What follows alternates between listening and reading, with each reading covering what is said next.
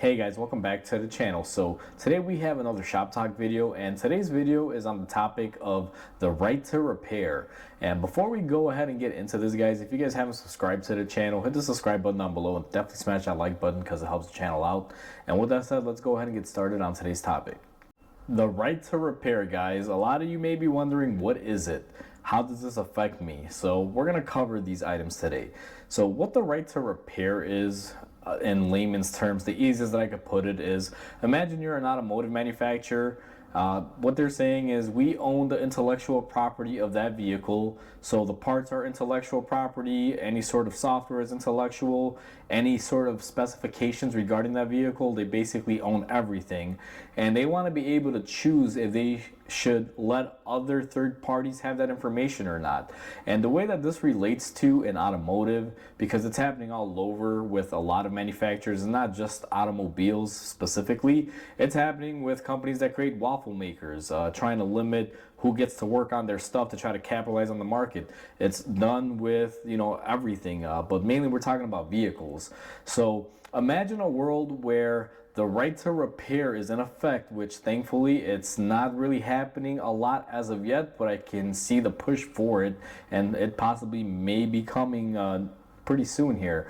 But what it would do is, imagine you go buy a brand new vehicle, and before you would take your vehicle and you can service it anywhere you wanted to, because you can buy the parts for it at a lot of multiple places. There's a lot of parts stores. You can buy them at the dealers. I mean, it's all over. You can go anywhere. You're free. Wherever they sell parts, you'll be able to find parts for your vehicle. Now, imagine right to repair is enacted. Guess what? You can no longer buy those parts, because that manufacturer that made that vehicle, if they choose to run their business and their company in this fashion, what will wind up happening is that no one would have the right to reproduce parts, make any parts for that vehicle, or try to modify the vehicle, let's say software wise or anything like that. Everything is proprietary to that manufacturer.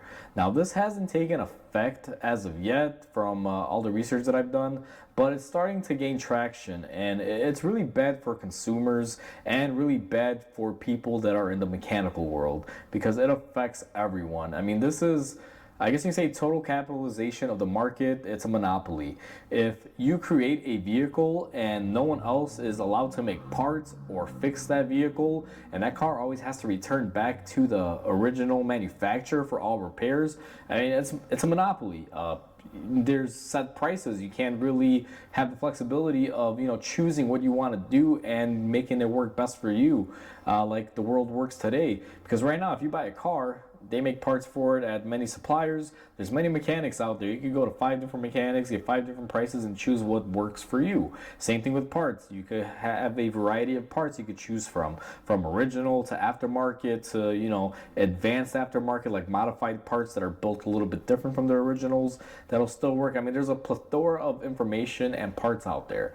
And in a world where that doesn't exist, where every company says, nope, I created that vehicle, it's all copyrighted, it's all my information, and I choose not to share it or sell it to third-party usage, we're pretty much all screwed, because that means that vehicle can only go back to the manufacturer-specific approved places. Now, this isn't very common as of yet, guys, but the big push for this is going to be in a lot of categories if it does happen. So that manufacturer would have the rights to control who makes parts for it.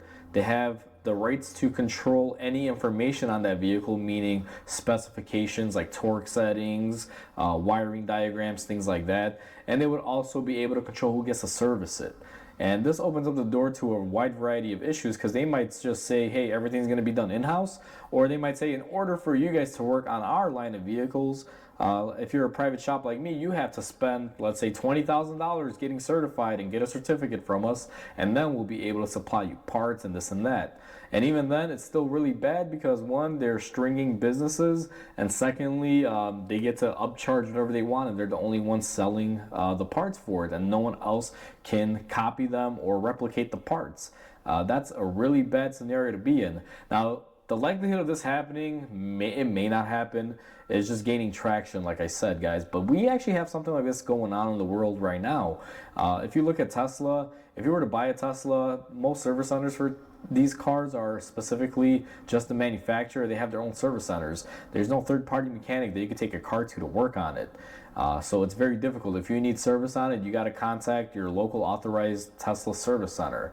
And when it comes to parts for that vehicle, I've never attempted to buy parts for any Tesla myself because I really don't ever work on them. I think I've only gotten one here in the shop and it just needed some tire pressure. Aside from that, I really have not had one in here. But imagine I had to order parts and Tesla says, we're not going to sell you any parts. You got to send that customer to us at our authorized service center, which I have heard of it happening. There's plenty of documented videos on YouTube. There's actually a really famous YouTuber that apparently likes to fight Tesla because he'll buy a Tesla, try to get parts for it, they won't sell it to him, and he winds up finding a way around it. I forget his name, but he's a really big YouTuber on here. Check out his videos, you'll see what I mean.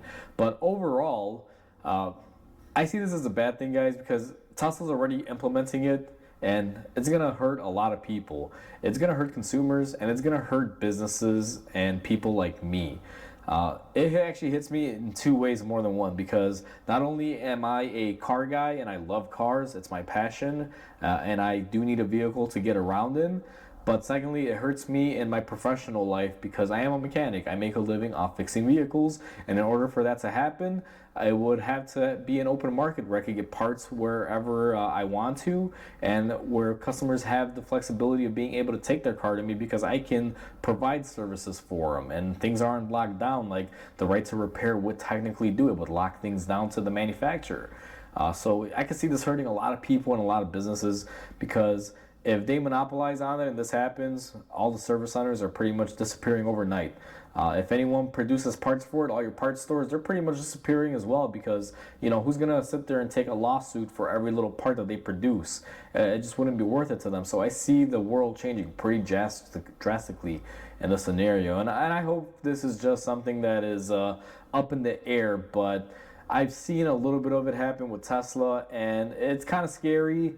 Seeing that it can happen with, you know, every manufacturer out there, because as time has progressed, I have seen that there are certain services and things that mechanics do not have the options to do on vehicles, and it has to go back to the dealer or the manufacturer. And now there's even talks of certain manufacturers getting rid of the whole dealer system and just making them original service centers by the manufacturer. And that's kind of scary because that kind of is a tipping point, and you guys can see the market's going to change pretty drastically on that. And it would be horrible if this happens because that way, if it ever were to happen, there's no parts, and no one can work on our car with no parts and no specifications. Also means that we can't work on them, so we're pretty much dead in the water. And that car is going to go back to the manufacturer. They're going to charge whatever they want for parts, for labor, and whatever. And this kind of kicks me in the back in a way because I have been an independent mechanic. I own my own shop. And the whole point of me opening up my shop was to get away from the whole corporate dealership stance. Even if it was a small mom and pop dealer, there's still a lot of, you know, corporate, I guess you can say, feeling in it. There's nothing better than being your own boss, and that's why I'm here. I love being my own boss. To think that tomorrow there may be an implication where people that are in a position like I am, where we're our own bosses and we have our own repair shops, can no longer service or work on certain vehicles or the newer vehicles because everything is copyrighted. It just makes me sick to my stomach because that right there would basically take my livelihood away.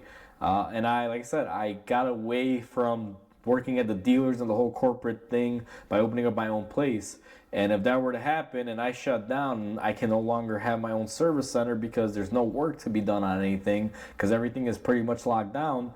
That means I'm going back to the manufacturer, and they have to basically rehire these mechanics or people, or they might do something where they say, hey, keep your repair shop open. We just want to train you, and it's going to cost you, let's say, X amount of dollars every year to be able to have the rights to work on our vehicles. And then they're going to basically, in a lack of better words, pimp me out to make money off of me, when the whole point of me being here is to get away from any of that.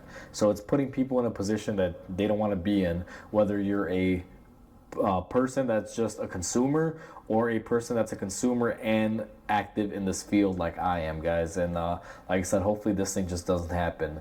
I find this topic very scary personally, and also kind of want to laugh at it because I hope it doesn't take an effect, and I don't think it would.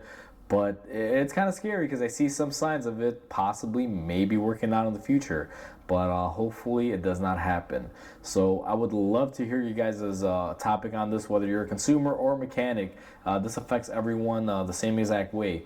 So drop some comments down below. I want to hear your opinions on this. Hopefully this one can gain some traction and we can all talk about it, because I would love to hear what other people's thoughts are on it. So with that said, hopefully you guys enjoyed this video. Please comment, like, and subscribe because it definitely helps the channel grow. Hope you guys have a wonderful day, and I'll catch you guys in the next video.